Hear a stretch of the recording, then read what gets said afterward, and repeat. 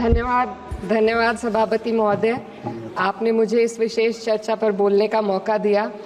भारत के संविधान के 75वें वर्ष की चर्चा के मौके पर मैं सबसे पहले संविधान बनाने वालों की दूरदृष्टि को सलाम करती हूँ। एक युवा सांसद के तौर पर मैं अपनी उम्मीदों को संविधान के साथ जोड़कर खास तौर पर ये बताना चाहती हूँ कि आज हमारे देश में पिछड़े, दलित, अल्पसंख्यक समुदाय को किस तरह अपने संवैधानिक अधिकारों और आज़ादियों की हिफाजत के लिए हर रोज़ मुश्किलों का सामना करना पड़ रहा है।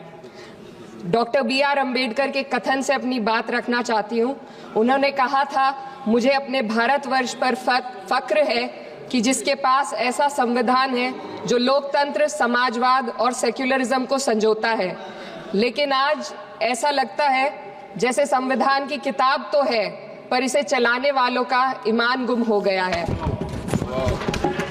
आज हिंदुस्तान में हर वर्ग को किसी न किसी चुनौती का सामना करना पड़ रहा है, मगर अल्पसंख्यक, खासतौर पर मुसलमानों पर जो कहर टूटा है वो किसी से छुपा नहीं है। ये लोग सिर्फ अपने मजहबी पहचान की वजह से निशाने पर हैं। संविधान का अनुच्छेद 15 कहता है कि किसी भी नागरिक के साथ धर्म, जाति या किसी और वजह से भेदभाव नहीं होना चाहिए, लेकिन हकीकत इसके उलट है। हालात इस कदर बिगड़ चुके हैं कि hate speech, mob lynching, bulldozer द्वारा घरों को गिराने की घटनाएं आम हो गई हैं। खास तौर पर उत्तर प्रदेश में, जहां ऐसा लगता है जैसे कानून के नाम पर जंगल राज चल रहा हो। संभल में जो हुआ वो सबके सामने है। पुलिस के संरक्षण में निर्दोष लोगों की हत्या की गई और सरकार ने चुप्पी साध ली। अल्पसंख्यकों पर हिंसा बढ़ती जा रही है, मगर सत्ता में बैठे लोग या तो आंखें मूंदे हुए हैं या फिर इन घटनाओं को बढ़ावा दे रहे हैं। हद तो तब हो जाती है जब न्यायपालिका की बात भी अनसुनी कर दी जाती है। सुप्रीम कोर्ट ने मॉब लिंचिंग पर 11 सूत्रीय निर्देश जारी किए थे। इसमें साफ कहा गया था कि राज्य सरकारें और पुलिस इस तरह की घटनाओं को रोकने और दोषियों पर सख्त कार्रवाई करने के लिए जिम्मेदार है, लेकिन आज भी इन निर्देशों पर अमल नहीं हो रहा है।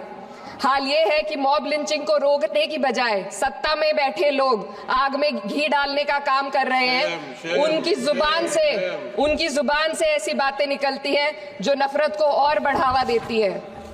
ये अशांति अब इतनी गहराई तक फैल चुकी है कि हमारे समाज के धर्मनिरपेक्ष चरित्र पर गंभीर सवाल उठ रहे हैं। साल की शुरुआत में ही कई राज्यों में दुकानदारों को अपने नाम बोर्ड पर लगाने के लिए मजबूर किया गया।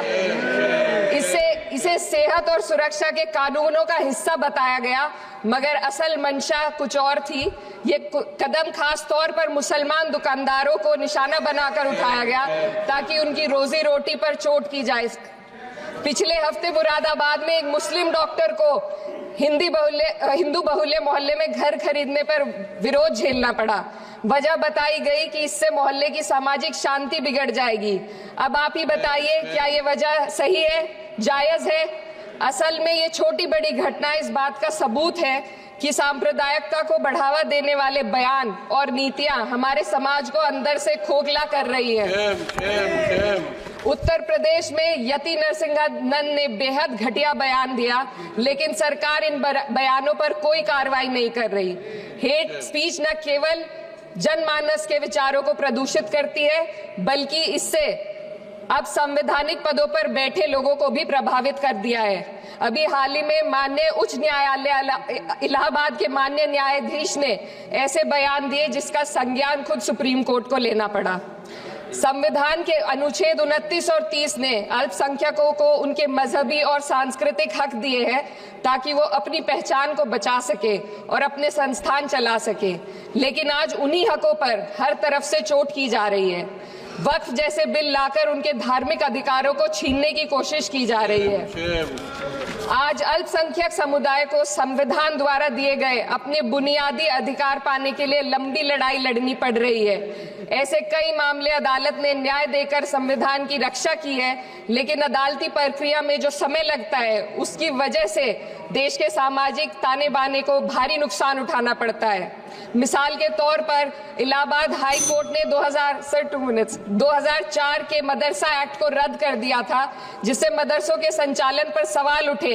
हालांकि सुप्रीम कोर्ट ने बाद में इस फैसले को पलट दिया और एक्ट को वैध करार दिया, लेकिन इस प्रक्रिया में जो समय लगा उसने अल्पसंख्यकों को बेचैनी और संघर्ष के दौर में डाला है। इसी कड़ी में प्लेसेस ऑफ वर्शिप एक्ट 91 भी आता है और कई अन्य अधिकार, उन्हें भी इसी तरह अदालती लड़ाइयों में उलझाया जा रहा है। ये स्थिति न केवल अल्पसंख्यकों के अधिकारों की राह में रुकावट है, बल्कि justice delayed is justice denied जैसी कहावत को सिद्ध करती है। मैं इस सदन से दुनिया भर के अल्पसंख्यकों की आवाज उठाना चाहती हूँ, खास तौर पर हमारे पड़ोसी देश बांग्लादेश में अल्पसंख्यकों के साथ जो हो रहा है वे दिल को गहरे तक चोट पहुंचाने वाला है। उनकी जान माल की हत्या की जा रही है।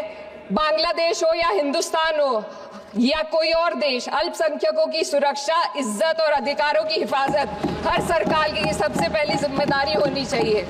मैं इस सदन से अपने देश के अल्पसंख्यकों के साथ बांग्लादेश के पीड़ित अल्पसंख्यकों की आवाज को एक साथ उठाना चाहती हूँ। ये वक्त की पुकार है कि हम सब मिलकर ये सुनिश्चित करें कि किसी भी इंसान को उसकी पहचान या मजहब के कारण डरकर जीने पर मजबूर ना होना पड़े। जहाँ हक छीने जाते हैं वहाँ अमन खो जाता है। ये बात हर सरकार को समझनी चाहिए। अगर हम सच में अपने संविधान का सम्मान करना चाहते हैं तो हमें नफरत और भेदभाव को खत्म करना होगा। हमें ये दिखाना होगा कि ये मुल्क हर वर्ग, हर जाति, हर धर्म और हर समुदाय का है, और जब तक ऐसा नहीं होगा तब तक संविधान की आत्मा सिसकती रहेगी। सर, अपनी बात को खत्म करते हुए मैं एक शेर अर्ज करना चाहती हूँ। ये दाग दाग उजाला, ये शब गजीदा शहर, वो इंतजार था जिसका, ये वो शहर तो नहीं। लेकिन अगर इस सदन में बैठे हम सभी सदस्य ये ठान ले कि हमें संविधान के मूल्यों को लागू करना है और उसे लागू करने का प्रयास करें, तो वह सुबह जरूर आएगी जिसके लिए लाखों भारतवासियों ने अपने जानों की कुर्बानी दी थी।